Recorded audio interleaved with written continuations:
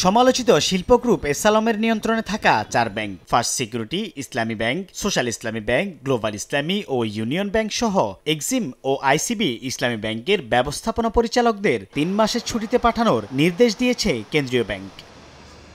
দুর্বল হয়ে পড়া এসব ব্যাংকগুলোর কালো বিড়াল ধরতে রোববার বাংলাদেশ ব্যাংকের এই সিদ্ধান্ত জানানোর পর থেকেই আবারও আলোচনার কেন্দ্রে পুরো ব্যাংক খাতের আস্থা অনাস্থার প্রসঙ্গ। তবে গ্রাহকদের সেবা যেন বিঘ্নিত না হয় সেদিকে নজর রাখার পরামর্শ দিয়েছেন এই অর্থনীতিবিদ ও সাবেক ব্যাংকার।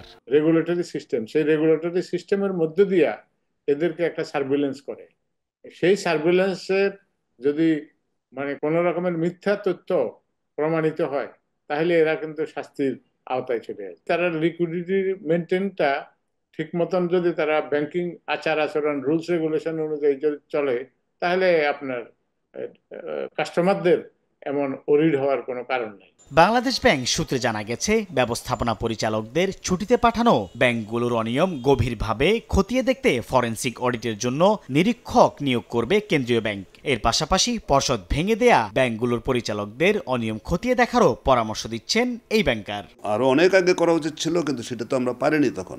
এখন পরিবর্তিত বোর্ড যদি এটা করে এবং এই ব্যাপারে তারা সত্যিকার অর্থে কোমর বেঁধে লাগতে হবে। ব্যাংকগুলোকে যদি কেউ সার্ভাইভ করাতে চায় তাহলে এই কাজগুলোই করতে হবে, শাস্তির বিধান করা এবং ওই লুণ্ঠিত সম্পদ কিংবা লুণ্ঠিত অর্থ ফেরত আনতে হবে, সেটি ঋণ হোক কিংবা বেনামি হোক, এবং যারা করেছে তাদেরকে কঠোর শাস্তির আওতায় নিয়ে আসতে হবে। রোববার 6 ব্যাংকের বিষয়ে সিদ্ধান্ত নেয়ার আগেই শনিবার ফার্স্ট সিকিউরিটি ইসলামী ব্যাংকের পরিচালনা পর্ষদ প্রতিষ্ঠানটির ব্যবস্থাপনা পরিচালককে ছুটিতে পাঠায়।